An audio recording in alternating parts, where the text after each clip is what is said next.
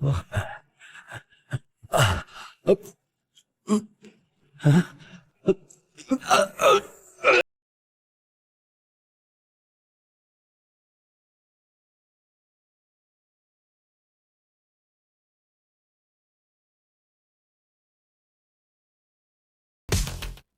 কারোর থেকে পারমিশন চাইনি কিংবা কাউকে রিকোয়েস্ট করিনি।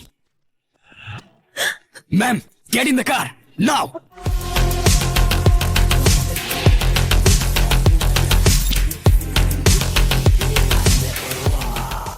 আমি ভেবেছি কাল মিটিং শেষে তোমার সাথে দেখা করে আসবো। আমি পেমেন্টটা এখনই অ্যাডভান্স করে দিচ্ছি। ঠিক আছে, কোনো সমস্যা নেই। ওকে।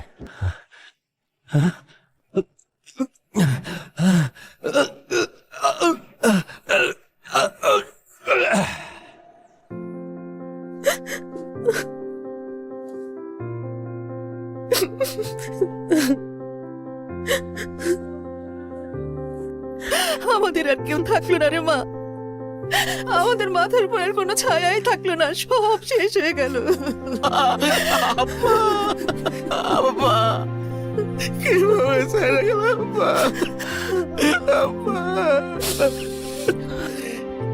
দেখ মা দেখ, তোর ভাই তোর বাবার জন্য কাঁদতে কাঁদতে একদম শেষ হয়ে যাচ্ছে। তোর বাবা বেঁচে থাকতে ওসিয়ত করে গিয়েছিলেন এই বাড়ি গাড়ি সয় সম্পত্তি ফ্যাক্টরি সব সাগরের হাতে তুলে দিবে। তুই তো দেশে থাকবি না, সবকিছু তো সাগরকেই দেখতে হবে। আর এই কারণেই তোর বাবা তোকে দেশে আসতে বলেছিল। বাবার লাশ দাফনের আগে যদি বাবার শেষ ইচ্ছেটা পূরণ করা যেত। তোমরা এই সময় কেন এসব বলতেছো? বাবাই তো বলে গেছেন। তাছাড়া বাবার লাশ দাফনের আগে যদি বাবার শেষ ইচ্ছা পূরণ করা হয়, বাবার আত্মা শান্তি পাবে। বুঝতে পারছিস না কেন? কষ্ট তোর একা লাগছে না মা, কষ্ট তো আমাদেরও লাগছে না কি?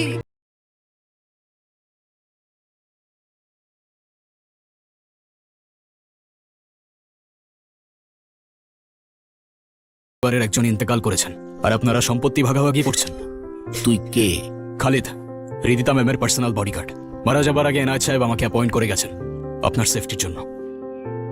পরবর্তী 3 সপ্তাহ রিদিতা ম্যামের সামনে কে যাবে, কি খাবে, কে কথা বলবে কিংবা কোথায় সাইন করবে, সবকিছুই হবে আমার পারমিশনে। এটা কি মামার বাড়ির আবদার? হু আর ইউ? আমি কারোর থেকে পারমিশন চাইনি কিংবা কাউকে রিকোয়েস্ট করিনি। আমি আলটিমেটাম দিয়েছি, রিদিতা ম্যামের সেফটির ব্যাপারে আমি কারোর ইন্টারাপশন অ্যালাউ করব না। লাশ সামনে রেখে দুনিয়াবি হিসাব নিকাশ শোনার জন্য চরম অসম্মানের। আপনারা সবাই দ্রুত জানাজা ও দাফনের ব্যবস্থা করুন। একটু খেয়ে নিন, না হলে তো শরীরটা টিকবে না। এগুলো খাবার এসব নিয়ে যাও। আমার শরীর টিকলো কি না টিকলো তাতে এখন আর কিছুই যায় আসে না। যায় আসে ম্যাম, আপনার শরীর না টিকলে আমার কন্ট্যাক্ট ব্রিচ হবে। অসুস্থ কিংবা মৃত ব্যক্তিকে নিরাপত্তা দেওয়ার থেকে সুস্থ ব্যক্তিকে নিরাপত্তা দেওয়া অধিক কার্যকর। আপনি কি মানুষের সাথে এইভাবেই কথা বলেন? আমি তথ্যের ভিত্তিতে কথা বলি ম্যাম। আপনার গ্লুকোজ লেভেল কমে গেলে রিফ্লেক্স স্লো হয়ে যাবে, বিপদের সময় আপনি দৌড়াতে পারবেন না, আর এতে আমার কাজের ক্ষতি হবে। তাই আপনার খাওয়া উচিত। ওটার পটেনশিয়াল রিস্ক আমাকে চেক করতে হবে। তুমি একটু খেয়ে দেখাও। ও মা গো স্যার, আমারে দইরা মারেন, কিন্তু আমার এটা খাইতে কইেন না। এইটা খায়া আমার পেট এখনো মুসুর দিতাছে। চুপ কর, এটা ফিউশন। স্যার, এটা আমার লেটেস্ট ইনভেনশন, কালো জামের পাকোড়া। একটু খেয়ে দেখেন কেমন হয়েছে। শেফ, এটা আপনি বানিয়েছেন? জি স্যার, এটা আমার স্পেশাল ফিউশন। টেস্ট কেমন হয়েছে স্যার? ভবিষ্যতে এমন আবিষ্কার আর কখনো করতে যাবেন না আপনি। মানে অন্য খাবার যোগ্য কোনো খাবার থাকলে সেটা এনে ম্যামকে দিন। মা,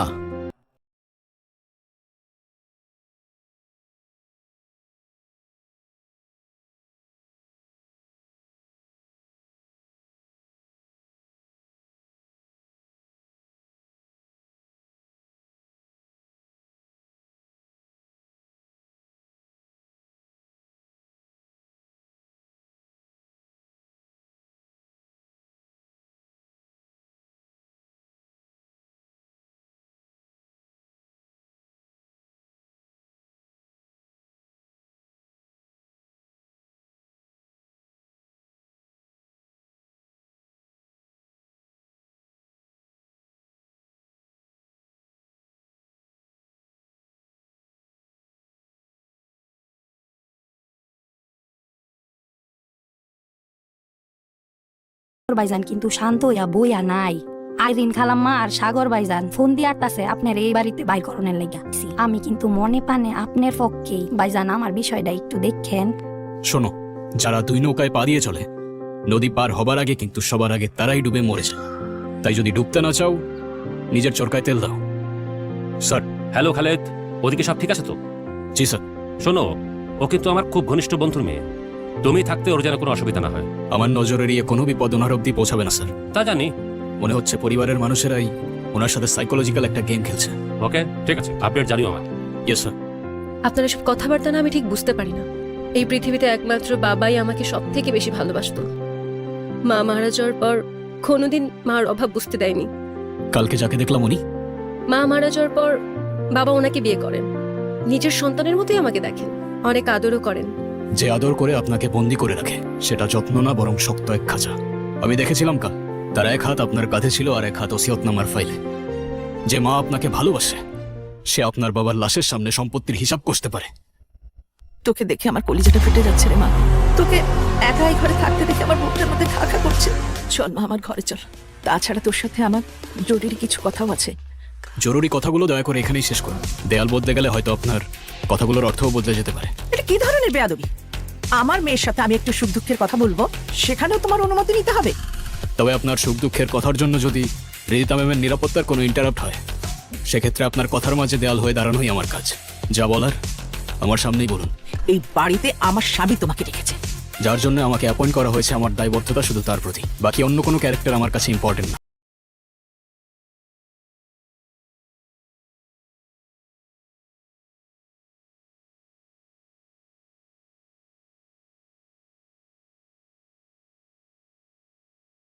অদ্ভুত আর সন্দেহজনক।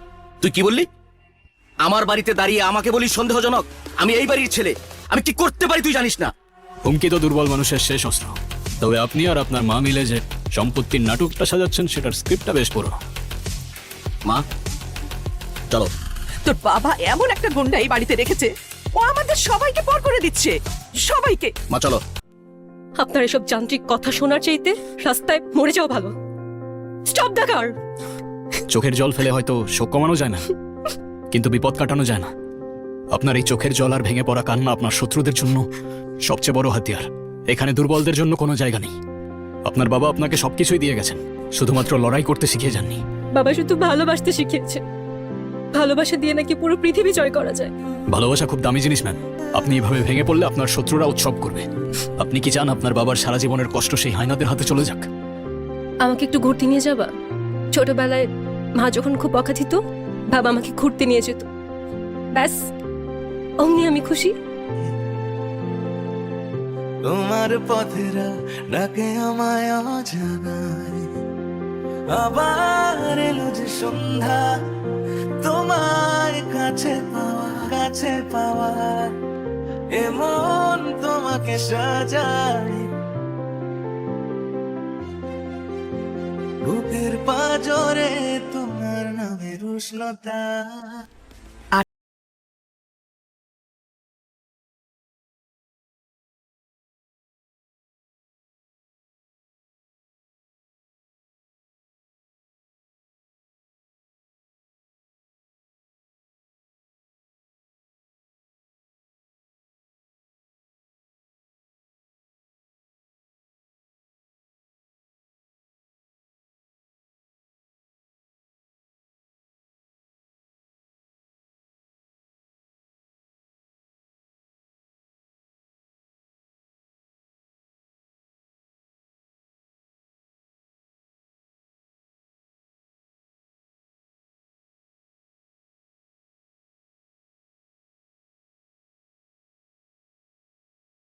কি হয়েছে খালিদ? আমাদের এখন এখান থেকে চলে যেতে হবে। আর তোমার হাতে গান কেন? ম্যাম এত কথার উত্তর দেওয়ার মতো সময় নেই এখন। আমি পরে আপনাকে সব বুঝিয়ে বলছি। তাড়াতাড়ি ma'am. Khalid ma'am get in the car now. Ma'am চলুন, আমাদের দেরি হয়ে যাচ্ছে। ওই লোককে গুলি কেন করছো? আর ওই লাশগুলো কারা? ওরা অ্যাটাক করতে আসছিল আপনার উপর, মেরে ফেলতে আসছিল আপনাকে। আমাকে আমাকে কেন মারতে চাইবে? আমি তো কারো ক্ষতি করিনি। কিলারের ব্যক্তিগত কোনো শত্রুতা থাকে না ম্যাম। আর আমি যতদূর বুঝতে পারছি আপনার ভাই ওদেরকে পাঠিয়েছিল। না না, ও তো আমার আপন ভাইয়ের মতো। বাবা মরে যাওয়ার পর ওরই তো ছায়া হবার কথা। সম্পর্কটা ততক্ষণই ছিল যতক্ষণ আপনার বাবা বেঁচে ছিলেন। এখন আপনার বাবা নেই, কোনো সম্পর্কও নেই। আপনার বাবার সবকিছুই আপনার নামে। তার এই বিশাল সম্পত্তি আর সাম্রাজ্যের সামনে আপনার প্রাণের কোনো ভ্যালু নাই তাদের কাছে।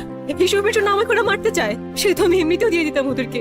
বাবা না থাকলে তো এই দেশে থাকার আমার কোনো মানেই নেই। কোথায় যাব আমি? আমার তো আপন বলতে আর কেউ নেই। যতক্ষণ আমি আপনার সাথে আছি আপনার দুশ্চিন্তা করার কোনো কারণ নেই ম্যাম। আপনার সেফটি আমার দায়, ভয় পাবেন না। মা, মা কোথায় তুমি? বাবা, মা কেমন আছো মা? তুই ঠিক না থাকলে আমি কি ঠিক থাকি বাবা? বলতো সব ঠিকঠাক আছে? মা উনি রিদিতা, ও আমার ক্লায়েন্ট এনায়েত সাহেবের মেয়ে। গতকাল রাতে ওনার বাড়িতে ওনার উপরেই অ্যাটাক হয়, তাই বেশ কিছুদিন ওনাকে আমার এখানে রাখতে হবে। আসসালামু আলাইকুম আন্টি। ওয়ালাইকুম আসসালাম। অসুবিধা নেই, তুমি আমাদের সাথে থাকতে পারো, এখানে নিরাপদেই থাকবে। হ্যাঁ আসছি। Ma'am coffee? থ্যাঙ্কস। জানো, যার সাথে দেখা করতে এত দূর থেকে আসলাম, সে আমি আসার আগে আমাকে রেখে চলে গেল। যাদেরকে আমি নিজের ভেবেছিলাম তাদের হাত থেকেই বাঁচার জন্য পালিয়ে বেড়াচ্ছি। আমার নিজের বলতে আর কেউ রইল না। যত ভাববেন তত কষ্ট বাড়বে। ইনসানের জীবনে যখন বিপদ আসে আপন পরের সংজ্ঞা বদলে যায় ম্যাম। কিন্তু এটা ভাবতে অবাক লাগে না, আমার নিজের আপন মানুষরা আমাকে মেরে ফেলতে চায়।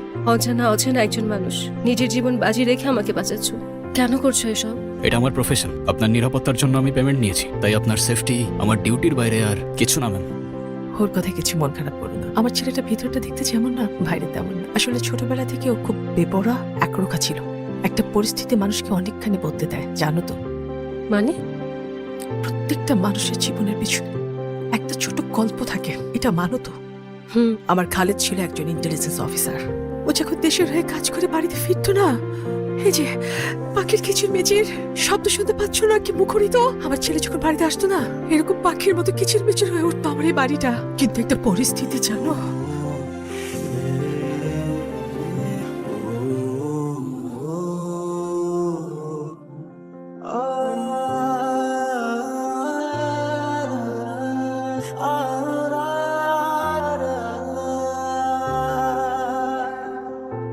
এবারে এতদিনের জন্য যেও না, মেয়ে তো সবে মাত্র তোমার নাম ডাকতে শুরু করেছে। স্যার কল দিয়েছিল, ডিউটি যেহেতু যেতে তো হবেই। বলো।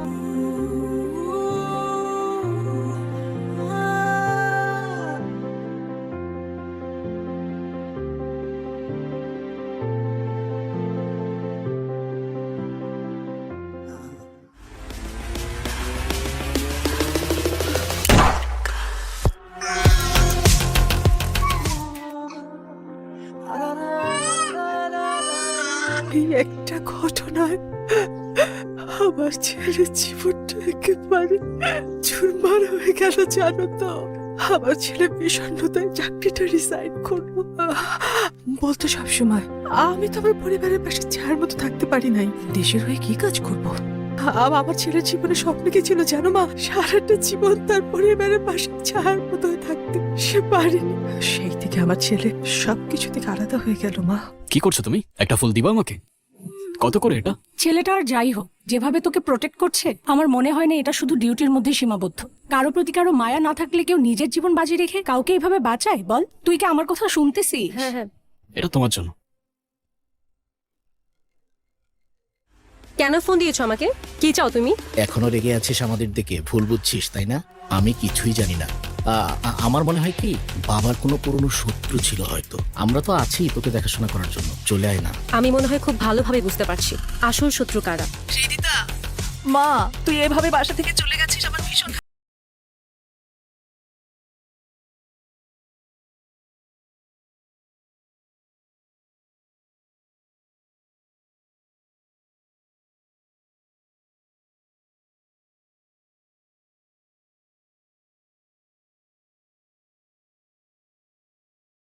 শুধু কিন্তু ভয় পাচ্ছিস। তোর বাবা তো তোকে বাইরে সেটেল করে দিয়ে গেছেন না? তুই তো ওখানেই থাকবি। এখানকার জমি জমা, ব্যবসা বাণিজ্য, ইন্ডাস্ট্রি, এগুলো তো কোনো কিছু বুঝবি না, বুঝবি? কেন শুধু শুধু ঝামেলা করছিস? এখানে একটা সিগনেচার দিয়ে তুই বাইরে চলে যা, ঝামেলা করিস না।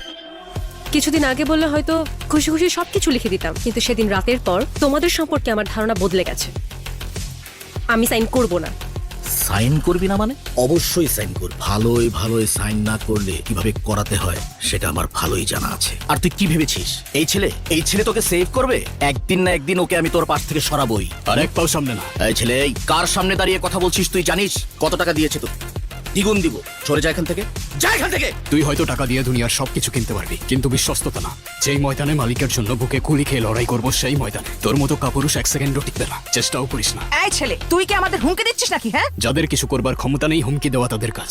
আমি আলটিমেটাম দিচ্ছি, বোঝান আপনার ছেলেকে। আগুন নিয়ে খেলা করলে ধ্বংস অনিবার্য। আজকের পর থেকে হৃদিতা ম্যামের ছায়া মারানোর চেষ্টা করলেও এটা মনে রাখতে বলবেন যে আমার নিশানা কখনো মিস হয় না। চলুন না।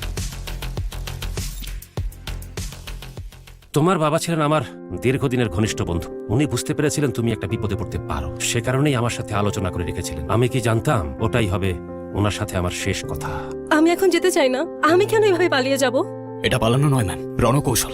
আপনার বাবার অটোপসি রিপোর্ট আমাদের হাতে এসেছে, সেখানে বেশ কিছু গরমিল আছে। হার্ট অ্যাটাক নয়, বরং স্লো পয়জনিং ইন্ডিকেট করা হয়েছে। এন্ড আই থিংক আপনার বাবার ডেথ ইজ নট ন্যাচারাল। বাবাকে এখনো কিছু বলা যাচ্ছে না ম্যাম, তবে আপনি বেঁচে থাকলে তবেই লড়াইটা করতে পারবেন। আমারও মনে হচ্ছে তোমার আপাতত বিদেশ চলে যাওয়াই ভালো, ফর ইউর বেটার সিকিউরিটি। এখানে আমি তোমার পাসপোর্ট আর এয়ার টিকিট রেখে যাচ্ছি। খালেদ তোমাকে এয়ারপোর্ট পর্যন্ত পৌঁছে দেবে। ওকে খালেদ, একটু কথা বলি তোমার Yes, সাথে। sir. হ্যালো রিদিতা। হ্যাঁ মিতু, বল।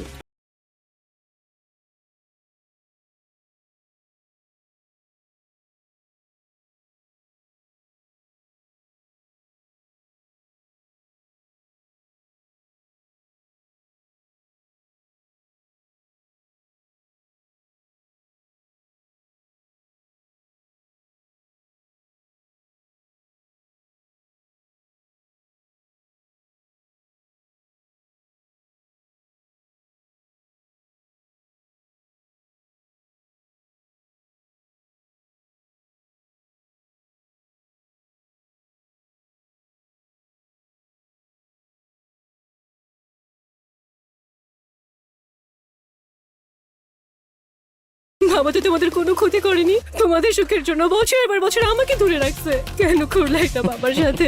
শালার বুইরা মনে করছে তোরে সবকিছু লেখা দিয়ে দিব, আর আমি রাস্তায় রাস্তায় ঘুরবো। আমি আঙ্গুল চুষবো, আঙ্গুল। এই মায়া কান্না কানবি না, সৈকত।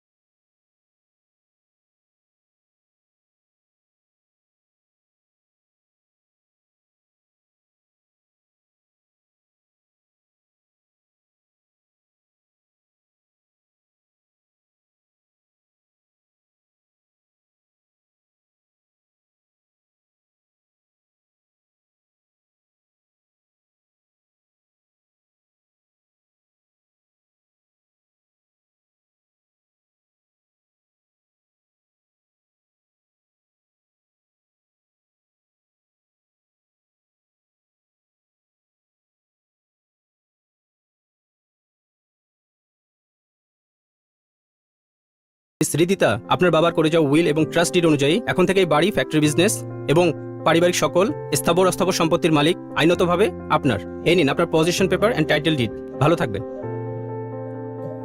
Congratulations ma'am. Thank you. আরে বডিগার্ড স্যার, যাওয়ার আগে যদি মিষ্টি মুখ না করেন তাহলে তো বিদায়টাও মিষ্টি হবে না আর দেখা হবে না। Happiness pudding. আরে তুমি আবারও নতুন কিছু নিয়ে আসছো। মাফ করো আমারে ভাই, আমি আর খাইতে পারবো না। আচ্ছা আমি ট্রাই করতেছি। আরে ম্যাম, ইগলু, এটা তো দুর্দান্ত হয়েছে। খালিদ, একবার ট্রাই করো না। একবার ট্রাই করে দেখো অ্যাট লিস্ট। অ্যামেজিং। এই, এটা তুমি বানিয়েছো? সিরিয়াসলি? জি sir. Good job Igloo. Thank you sir, thank you, thank you. এবার তাহলে আমিও আসি ম্যাম, আমারও যাবার সময় হয়ে গেল। আর কন্ট্রাক্ট অনুযায়ী 3 উইকস অলরেডি কমপ্লিট হয়ে গেছে। কন্ট্রাক্ট তো আরো একদিন আগেই শেষ হয়ে গিয়েছে। তবুও কালকে ওভাবে আমাকে বাঁচাতে আসলে, ওটা তো তোমার ডিউটির মধ্যে ছিল না? কিছু কিছু কাজ কন্ট্রাক্টের বাইরে চলে যায় ম্যাম, নিজের বিবেক আর ইমোশনসকে রক্ষা করতে। আসি।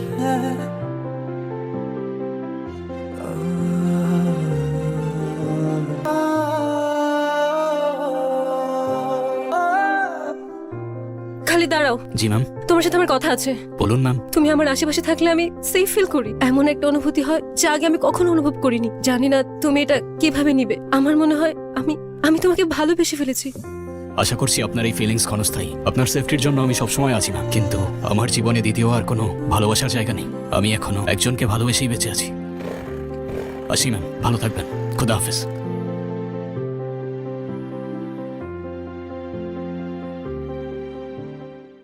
মা এ নাও তোমার চকলেট। কি হলো, মন খারাপ করে দাঁড়িয়ে রইলে কেন? আমি তো তোমার ফেভারিট চকলেট নিয়ে আসলাম। তুমি পচা পাপা, তোমার সাথে কথা বলবো না। কেন কেন? আমি আবার কি করলাম? আবার বলে আমি আবার কি করলাম? গত সপ্তাহে তোমার আসার কথা ছিল, তুমি আসলে না কেন? আমার ভুল হয়ে গেছে মা, একটু কাজ ছিল তো, সরি। হ্যাঁ এই সরি বললে পার পেয়ে যাও, আমার জন্য একটুও সময় নেই তোমার। এই তো এলাম আমি তোমাকে নিয়ে ঘুরতে। এবার ছুটিতে আমরা দাদুকে নিয়ে অনেক দূরে সমুদ্র দেখতে যাব, কেমন? বসো।